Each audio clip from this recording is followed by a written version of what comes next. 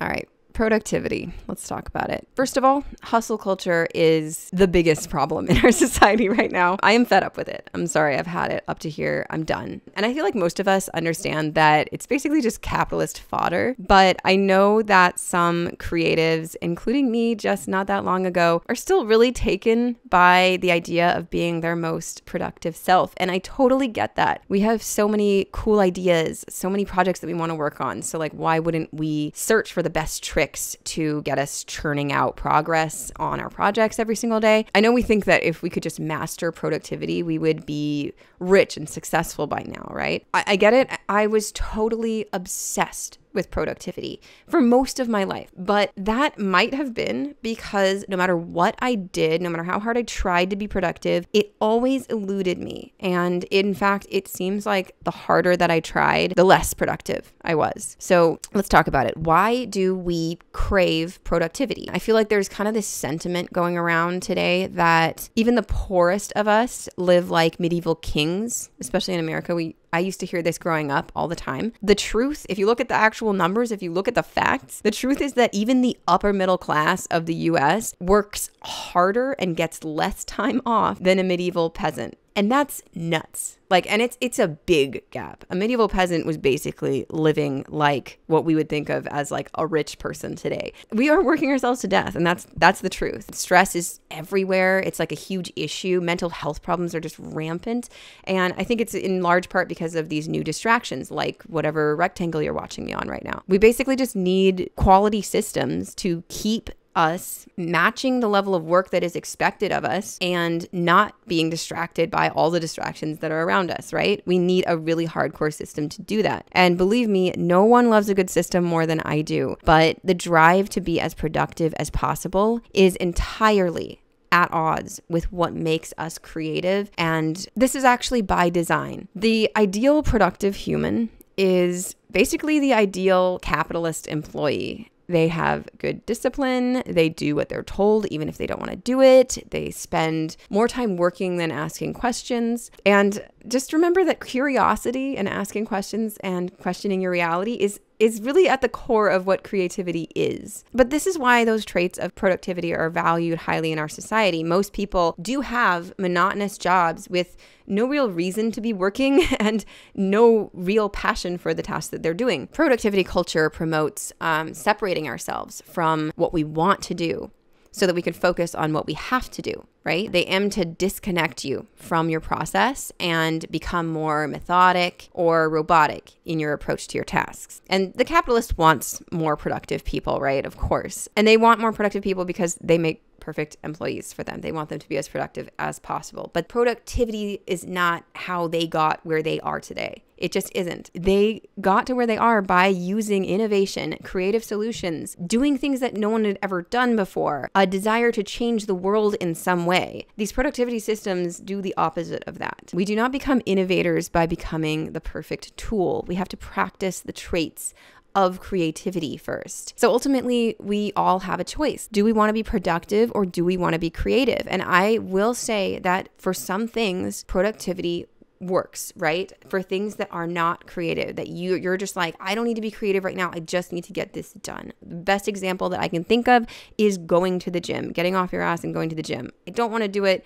I don't really need to be creative. I know what I need to do. I just need to go do it. But for every single project, every single task, every single moment, you need to choose whether you want to be creative or productive. You cannot have both. Those are at odds with each other. And that's what I really want to drive home here. I'm going to go over some of the traits of creativity here. So curiosity. Curiosity is core to creative work. Questioning what you see, questioning what your reality could look like, imagination, right? Making mistakes is also key for creativity. That leads to growth. Breaking rules leads to innovation. Experimenting with stuff, basically just play. These are the traits of creativity. Traits of productivity are completely at odds with that. The first one is discipline. And I know that that's a word that a lot of people love because of this productivity thing. I'm going to go more into that later. Minimizing mistakes. You're trying to make as little mistakes as possible so that you can continue working and it's as fast as possible, as efficient as possible. Following rules and plans very carefully to a T and not letting yourself be distracted by play. Those are the main traits of productivity and that is what makes it work, right? So for those who decide to choose the red pill in any given moment, the creative route, we are going to have some unlearning to do to be truly creative in a world that basically just wants us to fall in line. So avoid the following productivity strategies like the plague for all creative work. They were specifically designed to turn creative humans into perfect cogs in a giant machine. The first productivity hack that I would avoid like the plague is planning out the entire project before even starting, with due dates, of course. Creativity has to be led by curiosity. If you're pushing your project forward based on arbitrary dates, you are going to lose the ability to change course when you finally have a creative thought that you want to pursue. You will be like, well, then I'd have to rewrite the entire plan. Why would I do that? For many of us, planning the project kind of sets our expectations about how the project should go. But if you choose to plan out your project, you have to understand, especially for creative work, that the plan should change. It's not just that it might change. It absolutely should change, because that is the point of a project. What is the point of doing something that you already knew how to do exactly? The only real plan that you should be making should be to evolve the entire project and plan as needed. And I love this quote, no plan survives contact with the enemy. I mean, obviously there's a lot of quotes about how plans are basically always going to change and not happen according to plan. There are a lot of really common ones, but this one's my favorite because it really reminds me that failing to meet those deadlines or failing to accomplish it as intended is not a mistake. It's actually a given, and it will happen every time. No plan survives contact with the enemy. No plan is perfect. So instead of attempting to see the future, I recommend kind of just focusing on the very next steps of the project and then maybe the entire vision as a whole. So here's kind of how I lay out my projects. So at the start of the project, I will brainstorm and I will get every idea that I have related to the project out of my head. And then I will just start on it, right? So basically in 20 minutes, 10 minutes for brainstorming, 10 minutes for starting on it. And then, if you need to, go away and come back to it. But at that point, after I've started on it, I will kind of be building out a loose outline that kind of lists out what I think I might need to finish the project. I would always do this digitally because it's going to change. I do not put any kind of deadlines on them. I'll always just be working on the next step. But daily, I will list the very next steps in each project that I'm working on. And then I'll add anything else that is highly urgent. And I will put no more than like 3 to 6 items on this list every day. I'll sort them in order of priority, and I'll consider, all my schedules. I have a newsletter that I want to be publishing, so that's going to be top priority. And then also like what would make the biggest impact on my life, my business, my happiness, blah, blah, blah. And then I will set the top one as due the next day. And it can't be more than 30 minutes long. If I had a newsletter that I have not even started yet, the newsletter would not be due tomorrow. The outline would be due tomorrow. And then if I finish the outline and I can finish the newsletter because I'm motivated to finish it, that's great. Those one-day due dates, that is a non-negotiable. So I will be able to easily finish an outline in a day. I know that for a fact. No matter what else goes on that day, I can probably muster 30 minutes of work. So that is what is due that day. Usually I'm motivated, at that point. I've got the ball rolling and I want to keep working on it. So that does happen. But the goal is to have one thing due, and it only takes 30 minutes. And that has been working so well for me. It just works. The next day, I will basically just use that list as a guide. And the only thing that matters is that top priority. And it kind of helps me to not get ahead of myself or start daydreaming about like the finished project, thinking that it's already done, when really I need to be focused on the present, the here and now. The second productivity hack that I absolutely hate and that I think never worked for me is to suck it up and do it anyways. And I've heard this my whole life. Just push through it. There's so many productivity things that revolve around this idea of just do it no matter if you feel like doing it or not, right? I think the best example of this is going to the gym, because it is kind of hard to motivate to go to the gym, and this works for that, right? There are kind of different meanings for the term discipline, and I know a lot of people really, really love that word, so I'm going to be really clear about what I'm talking about with discipline, because I'm going to be using it a lot. It officially refers to using punishment to keep people doing what they're told. And we use discipline to make people do what we tell them unquestioningly and regardless of how they feel, right? This is kind of ideal for things like the military, where commands are given in very dire situations and they absolutely need to be obeyed without pause. Otherwise, the whole thing falls apart. You need to not question someone giving you an order in that kind of situation. And so having good discipline is an absolute necessity. But even in the self-help world, I feel that the term discipline kind of implies that we keep ourselves in line and working on our tasks, regardless of how we're feeling. We kind of suck it up and we do it anyways and we get it done, right? There's also just this very negative concept behind it. And I always hated that word because discipline is being punished. And I don't want to be punished to keep myself doing my creative projects. I do think that discipline can work for methodical and mechanical work. So removing feelings from the equation, for example, is a great way to help push you through your reps at the gym or even just getting to the gym, right? But the problem is that how we're feeling is a very key component of getting into flow, and cutting yourself off from how you're feeling, doing it anyways despite how you're feeling, that is cutting you away from being able to get into flow. I have not needed to have discipline to start on my creative projects. I literally cannot wait to start on them every day. I'm like, it's in my head, right? I'm obsessed with them. And maybe it's just me. Let me know if you disagree. But my advice is to never push through pain, illness, or stress. And I think that's really, really important. And stress, I think, is the thing that we creative people try to push through the most. There's a reason that we feel things, and I don't think that we should be ignoring our feelings. So take moments to check in with your body, take breaks, take care of yourself, learn to get yourself into a project when it's a good time for you to be working on that project, you know?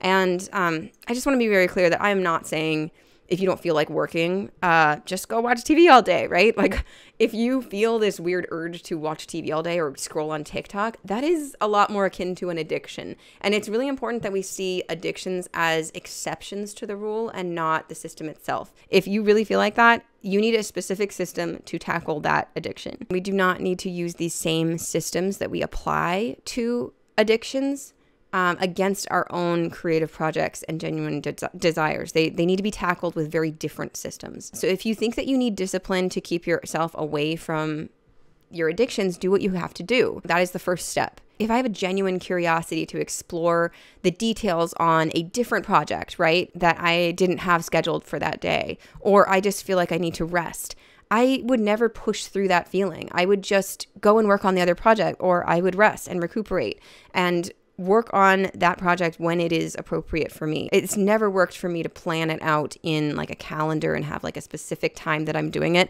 What are the chances that I'm actually going to be up for it at that time? Almost nothing can prepare me for that. But I know that some point in that day, I am going to be down to write. I'm going to be down to sit at my desk and write.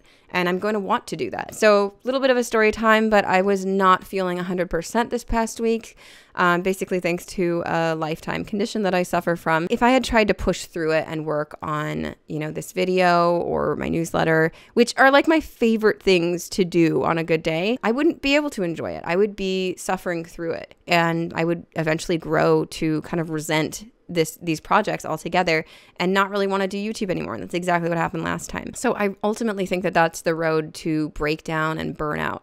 And instead I took some time to recuperate, and now I am here doing this YouTube video, having a ball. And that's because I let myself do what I needed to do in that moment. And yeah, it did mean that this is late. I didn't publish a video, last week, basically. It's still okay. The world's moving on. Like nothing negative has come out of that. The last productivity tip that I absolutely hate and that I loved for so long and thought was so a part of my life is don't be a quitter. Do not quit projects. Try to finish your projects. If you have a bunch of unfinished projects, feel bad about yourself, right? The productivity community spouts that we shouldn't have shiny object syndrome. We should stick to one thing. We should finish that project through. We should launch. And I feel like it's so aimed at creatives because we're the ones with all these freaking projects. And it has us viewing all of those piles of unfinished projects that we all have as like these shameful remnants of our biggest failures. And I just don't think that we need one more thing to feel bad about. That is a completely normal thing for creatives. Don't ever put yourself down about deciding to archive a project because you found something that you're more passionate about working on right now or or permanently. Sometimes finishing a project is more effort than it's really worth. And the finished project really isn't as important as just doing what you're passionate about. It's really all about the lessons that you learn along the way. And I mean, like, think about Da Vinci, right? We can't even count the number of unfinished projects that he had. He was an unfinished projects kind of guy. He had so much that he was doing at all times. He was in the middle of so many freaking projects. What if he had decided to commit to perfecting the diving suit, which was one of his many projects, and just ignore his other passions until it was complete? That was really a wartime concept, and it was just birthed out of like what he thought that they needed at the time. If you've truly lost interest in a project, just please don't be afraid to move on. It's that simple. Why the fuck are you wasting your very precious and very limited time left on that project? I was really afraid to make this video because I can kind of see how it flies rudely in the face of a lot of advice that I see out there today. But I'm really not exaggerating when I say that this exact productivity advice left me permanently crippled in my creative projects. I am still trying to recover from the burnout and the brainwashing and the terrible habits that these systems created for me that I still, to this day, struggle to not use. Creating a full map of my entire project and then going through it methodically, that sounds like the dream, but it doesn't work for me. And I think that's just because I am a highly creative person. So if that's you and these haven't been working for you, it might be time to let them go. I know it's hard. These systems had me ignoring all of my feelings and replacing it with guilt about following my passions. And the second that I let go of that, I've finally been able to create. I'm actually doing this thing. Of course, if you disagree, please tell me so in the comments. I am a sucker for an intelligent argument, and I would love to chat with you guys. If you prefer to read all of this information, feel free to subscribe to my newsletter below. And I am also starting a Discord group that is specifically for creatives who are looking for a way to be more creative and kind of consistent in what they're putting out. So I'm going to go more in depth on the systems that I'm creating for myself. And we're also going to talk about becoming an independent artist and how to sell your work, how to actually make that your full-time job. I will include a link to sign up for that. It is not released yet, but you will get one of the first invites in your email if you sign up. So please do that so that I can kind of gauge how many people we're going to have while I'm planning out the first of our many challenges. All right. So thank you for watching this all the way through, and I will catch you next time.